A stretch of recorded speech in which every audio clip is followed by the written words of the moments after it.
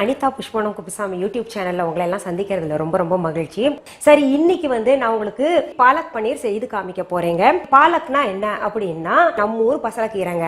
அந்த பசலைக்கீரையிலேயே ரெண்டு வகை இருக்கு. ஒன்று நம்ம ஊர் பசலைக்கீரை ஒரு கொஞ்சம் தடியா இருக்கும் இலை எல்லாம். அதுல சாம்பார் குழம்பெல்லாம் வச்சா ரொம்ப நல்லது. இப்போ டெல்லி பாலக்கீரை கிடைச்சதுன்னா அது கொஞ்சம் லேசா இருக்கும் இலை. அந்த பாலக்கீரையில பாலக் பன்னீர் சேவி செஞ்சோம்னா ரொம்ப சுவையாக இருக்கும். அது இல்லைன்னா கவலையே படக்கூடாது. ஏதாவது ஒன்று இல்லைன்னா ஆப்ஷன் நமக்கு கட்டாயம் இருக்கு இல்லையா? நம்ம ஊர் பாலக்கே எடுத்து செய்யலாங்க. பாலக் உங்களுக்கு எல்லாம் தெரியும், அதாவது பசலைக்கீரை இருதயத்திற்கு ரொம்ப ரொம்ப நல்லதுங்க. அது அடிக்கடி உணவுல சேர்த்துக்கிறது, அது சலாட்லயும் சேர்த்துக்கணும். அந்த சலாட் எல்லாம் எப்படின்னு உங்களுக்கு போக போக நான் சொல்லித்தரேன், எப்படி எந்த முறையில சாப்பிடணும்னு சொல்லிட்டு. சரி, இப்ப பாலக் பன்னீர் கிரேவி செய்யறதுக்கு தேவையான பொருட்கள் என்னென்னு பார்த்துடலாமா? பசலைக்கீரை ஒரு கட்டு, பன்னீர் துண்டுகள் 200 கிராம், பொடியாக நறுக்கிய பெரிய வெங்காயம் 1, பொடியாக நறுக்கிய தக்காளி 2, பச்சை மிளகாய் 2, பூண்டு 3 பல், இஞ்சி சிறிய துண்டு, பட்டை ஒரு சிறிய துண்டு, கிராம்பு 2, ஏலக்காய் 2, சீரகம் 1 டீஸ்பூன், முந்திரி பருப்பு 4, தயிர் 1 டேபிள் ஸ்பூன், பால் 7 1 table spoon, kasuri methi 1 teaspoon, எலுமிச்சை பழம் 1/4 துண்டு, உப்பு தேவையான அளவு, எண்ணெய் தேவையான அளவு. இப்போ இந்த செய்யறதுக்கு முன்னாடி இன்னொன்னு சொல்லிடுறேங்க. அதாவது ஒருத்தர் என்ன எழுதியிருக்காருன்னா கமெண்ட் பாக்ஸ்ல நீங்களும் போய் பாருங்க. நான் 8 நாளா திரிஃப்லா பவுடர் நீங்க சொன்னது போல குடிச்சு மேடம் 3 கிலோ குறைஞ்சிருக்கேன் அப்படின்னு சொல்லிட்டு சொன்னாரு. ரொம்ப மகிழ்ச்சியா இருந்தது. ஏன்னா நான் சொல்றதை அவர் ஃபாலோ பண்ணியிருக்காரு கரெக்டா. இது போல நீங்களும் செய்யுங்க. அந்த திரிஃப்லா பவுடர்ல நிறைய பேருக்கு நிறைய சந்தேகம் இருக்கு. நாங்க கடையில அரைச்சது வாங்கலாமா, இல்லாட்டி பாத்தீங்கன்னா உங்களுக்கு நாங்களே வீட்டுல வாங்கி அரைச்சிக்கலாமா அப்படின்னு சொல்லிட்டு.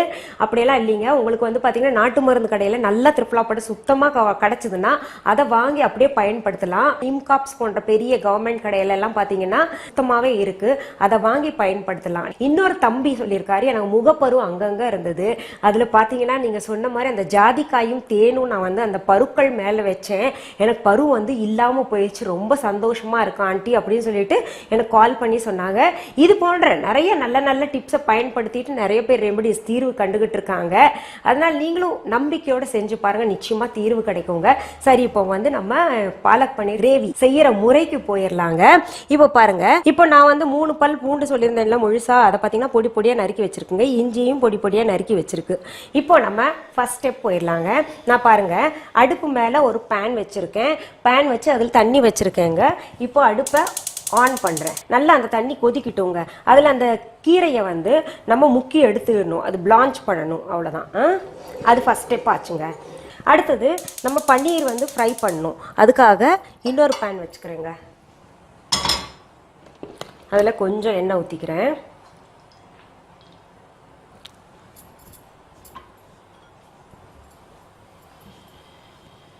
இப்போ பாருங்கள், எண்ணெய் சூடாயிருச்சு. அதில் நம்ம இந்த பன்னீரை போட்டு ரொம்ப லோ ஃப்ளேமில் வச்சிடணும்.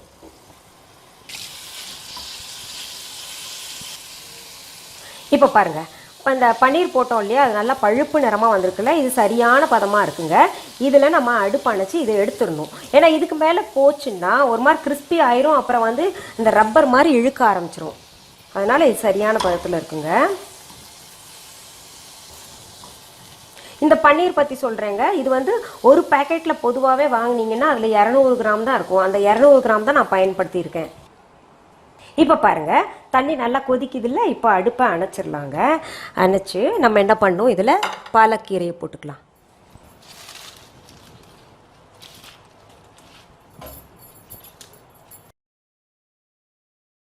இப்போ பாருங்க, போட்ட உடனேயே நம்ம இதை எடுத்துடணுங்க. ரொம்ப நேரம் விட்டோம்னா பச்சை தன்மையும் போயிடும், அதோட சத்தும் அதில் இறங்கிடும்.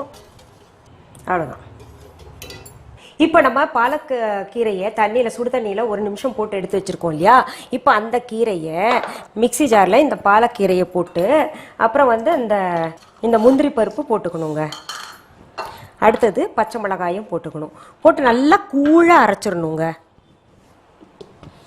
இப்போ நம்ம மிக்சியில் அரைச்சதை எந்த பதத்தில் வந்திருக்குன்னு பார்த்துடலாமா? பாருங்கள், நம்ம தண்ணி ஊற்றாமல் அரைச்சிருக்கோம். அந்த இலையில் இருக்கக்கூடிய தண்ணியே நல்லா சாறு மாதிரி நல்ல பதத்தில் அரைச்சிருக்குங்க. இது நம்ம தனியாக எடுத்து வச்சிடலாம். இப்போது அடுத்தது நம்ம அடுப்பை பற்ற வச்சுக்கலாங்க. ஒரு பேன் வச்சு அதில் கொஞ்சம் எண்ணெய் ஊற்றிக்கலாம். இப்போ எண்ணெய் நெய் அவங்கவுங்க ஆப்ஷனுங்க. நான் பொதுவாகவே நெய்யில் தான் சமைப்பேன். சரி இன்னைக்கு வித்தியாசமாக எண்ணெயில் செஞ்சு காமிக்கலாமேன்னு. எண்ணெய் சூடாயிருச்சுங்க. நம்ம இப்போ என்ன பண்ணலாம், மொதல் சீரகத்தை பொரிய விட்டுறலாங்க. நல்லா பொரிஞ்சிருச்சு பாருங்க. அடுத்தது நம்ம பட்டை, ஏலக்காய், கிராம்பு போட்டுக்கணும். அடுத்தது பூண்டும் இஞ்சியும் இருக்குல்ல, அதை போட்டுக்கணுங்க. அடுத்தது இந்த வெங்காயம் போட்டுக்கணுங்க. பொடி பொடியாக நறுக்கி வச்சுருக்கோம்ல, அந்த வெங்காயத்தை போட்டுக்கணும். பாருங்கள், பச்சை வாசனை போயிடுச்சு. ஒரு மாதிரி நிறம் மாறி இருக்குல்ல, லைட்டாக பிங்க், பேபி பிங்க் கலரில் வெங்காயம் மாறிடுச்சு. இதில் நம்ம அடுத்தது தக்காளி சேர்த்துக்கணுங்க. அடுத்தது உப்பு சேர்த்துக்கணுங்க. தேவையான அளவு சேர்த்துக்கலாம். இந்த உப்பு சேர்க்கறது நான் ஒரு விஷயம் சொல்லி ஆகணும். ஒருத்தர் சொல்லியிருந்தாங்க, நீங்கள் உப்பு நிறையா போடுறீங்க, இந்த ஸ்பூனை பாருங்கள், ரொம்ப பெரிய கரண்டி வச்சு இத்தினூண்டு போடும்போது ஐயோ இத்தினூண்டு போடுறாங்களேன்னு நினைப்பாங்க இல்லையா? அதனால் நம்ம எதால் போடுறோன்றது கவனிக்கணும். நல்ல தக்காளி வந்து ஸ்மாஷ் ஆகணுங்க. இப்போ அடுத்தது ஒரு மூடி எடுத்து மூடி வச்சிடலாங்க. நல்லா குழையட்டும். தக்காளி சிம்மில் வச்சுருக்கேங்க. இப்போ பாருங்கள், நம்ம அடுப்பில் தக்காளி எல்லாம் போட்டு வேகட்டும்னு வச்சுருந்தோம் இல்லையா, அது பாருங்கள் சரியான பக்குவத்தில் இருக்குங்க. தக்காளியெல்லாம் நல்லா வெந்திருக்கு. அடுத்தது நம்ம அரைச்சி வச்ச இந்த பாலக் இருக்குல்ல, கீரை, அதை ஊற்றிக்கணும். மிக்ஸி ஜாரில் கொஞ்சம் தண்ணி விட்டு நல்லா கலந்துக்கிறேங்க.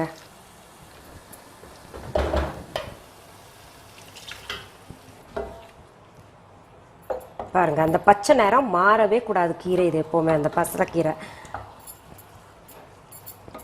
இப்போ தண்ணி ஊற்றின பின்னாடி நம்ம சிம்மில் வச்சு விட்றணுங்க. அந்த கீரையோட பச்சை நிறம் மாறவே இல்லை, பார்த்தீங்களா? அடுத்தது நம்ம இப்போ என்ன பண்ணணும்னா, இந்த பன்னீர் இருக்குல்ல, பன்னீரை சேர்த்துக்கணும்.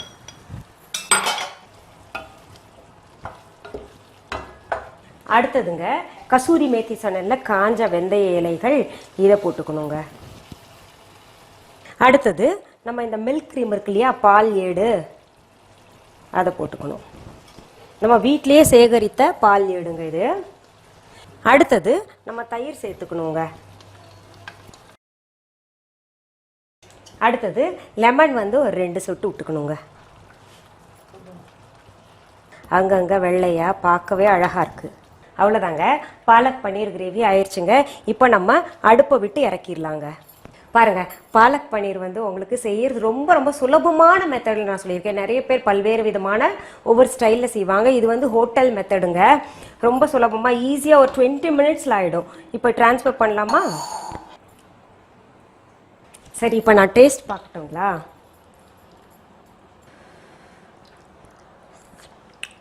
ஆஹா, பன்னீர் என்னாம மெல்ட் ஆகுது. எக்ஸலண்ட்டு. நீங்கள் செஞ்சிங்கன்னா நிச்சயமாக உங்கள் குழந்தைங்களுடைய ஃபேவரட் டிஷ்ஷாக இது மாறிடும். பாருங்கள், உடம்புக்கு ரொம்ப ரொம்ப நல்லது. ப்ரோட்டீனுக்கு பன்னீர் இருக்குது, இதயத்துக்கு ரொம்ப நல்லது, பாலக்கீரைலாம் இல்லையா? ரொம்ப சுலபமான முறை, நீங்கள் செஞ்சு பாருங்கள். சரி, உங்களுக்கு இது போன்ற ஹெல்த் டிப்ஸ், பியூட்டி டிப்ஸ், சமையல் நிகழ்ச்சிகள், எங்களுடைய பழமொழி கதைகள், எங்களுடைய பாடல்கள் எல்லாம் தேவைப்படுமையானால் சப்ஸ்கிரைப் பண்ணுங்கள். அண்ட் உங்கள் தெரிஞ்சவங்களுக்கு, நண்பர்களுக்கெல்லாம் ஷேர் பண்ணுங்கள். மீண்டும் சந்திக்கலாமா? நன்றி, வணக்கம். அன்பான வாடிக்கையாளர்களே, உங்கள் விஹா ஸ்டோரில் பூஜை பொருட்கள், சிலைகள், ராசிக்கற்கள், வாஸ்து பொருட்கள், விதைகள், பாரம்பரிய அரிசி வகைகள், சிறுதானியங்கள், ஆர்கானிக் பொருட்கள், மூலிகை எண்ணெய், மளிகை பொருட்கள், மரச்செக்கு எண்ணெய், மரப்பொருட்கள், வெள்ளி ஆபரணங்கள், கிஃப்ட் ஆர்டிகல்ஸ், காட்டன் மற்றும் பட்டு புடவைகள், காட்டன் சுடிதார்கள், பட்டு பாவாடை, குழந்தைகளுக்கான விளையாட்டு பொருட்கள், ஹை குவாலிட்டி இமிடேஷன் நகைகள், வீட்டு உபயோக பொருட்கள், ஜூட் பேக்ஸ், ஹேண்ட்மேட் சோப்ஸ், அழகு சாதன பொருட்கள், சிறுதானிய பிஸ்கெட்டுகள், ஹோம் அப்ளையன்சஸ், இன்னும் பற்பல பொருட்கள் விற்பனைக்குள்ளது. விஹா ப்ராடக்ட்களை நீங்கள் வாங்க விரும்பினால் அது எங்களுடைய viha.online வெப்சைட் மற்றும் சென்னை ராஜா அண்ணாமலைபுரத்தில் உள்ள எங்கள் விஹா ஸ்டோரில் மட்டுமே கிடைக்கும் என்பதை தெரிவித்துக் கொள்கிறோம். வேறு எந்த ஆன்லைன் வெப்சைட்களிலும் விஹா ப்ராடக்ட்கள் விற்பனைக்கு கிடையாது என்பதை நீங்கள் கவனத்தில் கொள்ள வேண்டும். எங்கள் விஹா ஸ்டோரின் விலாசத்தை கண்டறிய கூகுள் மேப்ஸில் விஹா ஸ்டோர் என்று டைப் செய்தால் வழியை கண்டறியலாம். www.viha.online வெப்சைட்டிலும் விஹா ஸ்டோரின் அட்ரஸ் உள்ளது.